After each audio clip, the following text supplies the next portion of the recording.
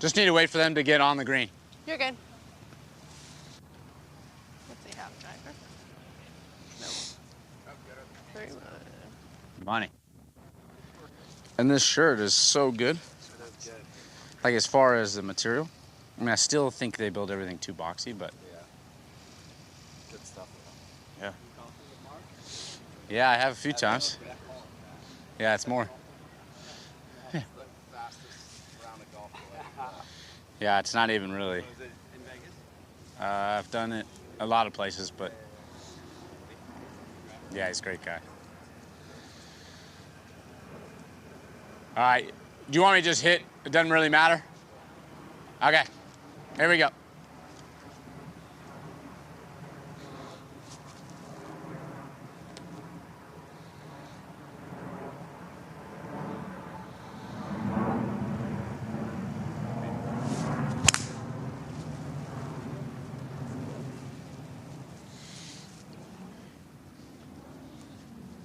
We are live here on hole 14, Quail Hollow, and thanks to T-Mobile's 5G, this isn't just coverage, it's immersion. Every detail, every angle, every heartbeat of the game is brought to you live with zero lag and maximum clarity. All right, Wyndham, this is a fun hole to walk together. Yes, it is. I'm glad we're doing it. I've seen a few different club selections off the tee. What was that back there? 3 wood. 3 wood, okay. Yeah. Will you decide on maybe a driver at some point, or No, that's the so game plan? if it's driver, then we'll lay up. But if we think we can get there a 3 wood, then we'll hit 3 wood. So for me, hitting a cut, it's a tough hole. So that's why we always resort to the 3 wood, because I can turn the 3 wood. You know, I won here in 23, and I laid up every day, and it worked out pretty well. So we'll see what happens. Yeah, you've got 7 birdies out of 14 rounds, so Yeah, not bad. I think Yeah. you've got it right. We'll take that. That's some good homework. And now let's just talk about how we were both junior golfers at one point, growing up in Colorado, watching these major championships on TV. Now here you are, playing in another PGA Championship as a major winner. What does that feel like? How proud would your younger self be? Yeah, I mean, obviously I dreamt of being in this position, but then when you're in it, you're like, I cannot believe it's a reality, and it's so fun playing in these. I've won one major, and I'm looking forward to competing and having more consistency in these majors, and hopefully getting more. And then what's your week-to-week look like, just from a typical tour event into a major week? Do you change anything, especially during these practice rounds like you're having today? No, not typically. I mean, the one I won, I showed up Monday night. I did 9 holes Tuesday, 9 holes Wednesday. I did a very light practice, and I went out and played some of the best golf of my life. And I felt like in previous majors, I over-practiced, over-prepared. And then by the time you get to Thursday or Friday, you're exhausted. And so I've kind of taken that approach of being less practiced. And the nice thing this week is we had some bad weather. So I didn't practice Monday. I did very light practice yesterday, and I've done a little bit more today, but I'd say still a minimal for a normal week. And I know you like this golf course, but how much of it comes down to the likability of it and just how well you're playing on any given day? That's a great question. I mean, I love this course, and I think it fits my game. But at the same time, if your game's not there, it doesn't matter how much you love the course. So for me, it's all about having that perfect combination of just the game's at the right point, and then as you play a course you love, then you really, you get into that really awesome golf where you maybe torch the field and win by 4 or 5. And then just the mental side of things. Say things aren't exactly where you want them, maybe the swing doesn't feel quite right. How do you continue to score well? On this course specifically? Any day, Yeah. really. Well, that's obviously the name of the game is, it's very rare that you hit it good, putt it good, and chip it good all in the same round or the whole week. And so when you're off, you got to be able to grind it out, and what I mean by that is mentally. And so you got to be able to handle kind of the bad shots and maybe change your expectations for the day, play a little more conservative, give yourself easier up and downs, and try to maximize when you can, and then you go work afterwards and try to work on the mechanic side. But it's, golf's a mental game. Everyone knows it, especially in majors.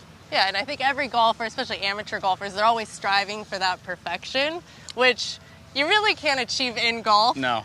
Even when you're winning majors. Yes. So, yeah, I think it's dealing with a little bit of adversity there. 100%. I mean, Rory winning the Masters is a perfect example. I mean, he won the tournament, but yet he had a lot of mistakes, and you just got to realize that that's going to happen. But whoever handles it the best, and takes that and moves on is usually the best for that week. Okay, so where's your ball at here? I think I hit it a little left, just barely in this rough over here. Awesome. Do you want to put it? And feel free to just drop some golf balls. Okay. You know, this is your practice day, so Okay. however you want to Perfect. prepare on this hole today. I'll put a couple on the right side because that's probably where I'll be.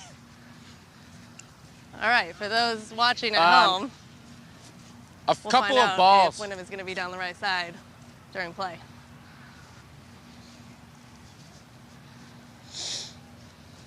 And this is where we saw Max hitting quite a few chips from. Ground has definitely dried out quite a bit since then, just a few hours ago. We've got the sun shining, which is nice. Give me, let's see, 60. But yeah, I think this will be a kind of a good feeder area where we'll see a lot of those tee balls come in from.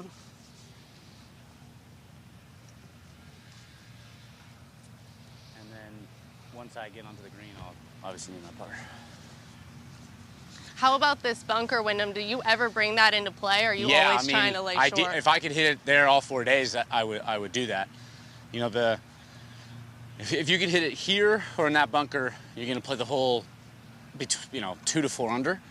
The tough thing, obviously, is you bail from the water and you hit it right, and then you're on a downslope, very tough chip, and it's really the worst, not the worst place, but you end up making more pars there, and if you try to pull off a shot, you bring in a big number. So the ideal spot is here or that bunker. Got it. You want me to chip to the pin or? Yeah, I mean, I see a couple tees out there. Okay. Whatever you think. Okay, perfect. What are you wanting to work on?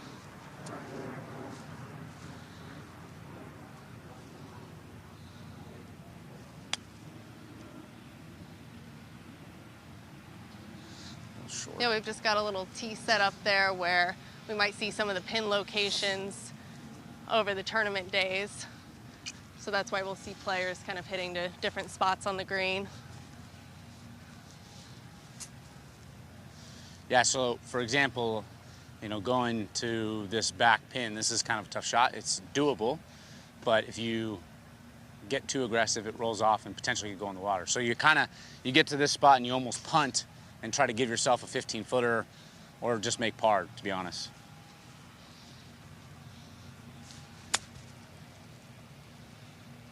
Well, that's not good either. Yeah, it's just course management, figuring Yeah. out where you want to have those shots from, where you want to leave yourself. Yep.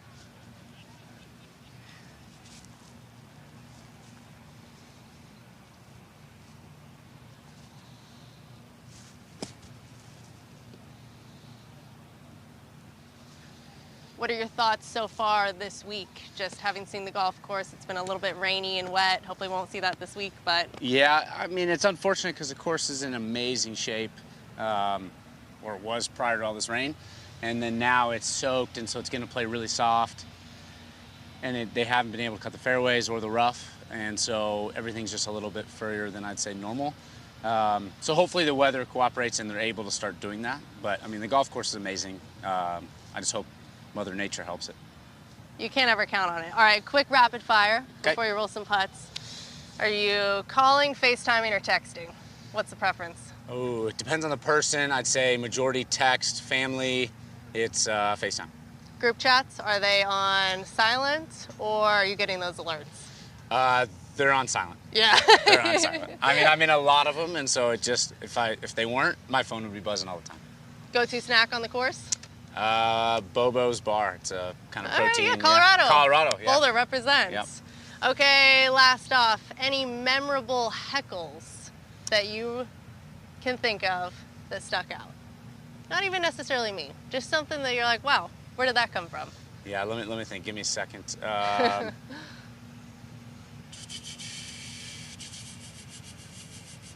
Gosh, I've had a lot. I got to think of a good one. I mean, it's been nice. We don't have any right now on this hole. Yes. It's nice and calm out here. Yes. It's a beautiful day.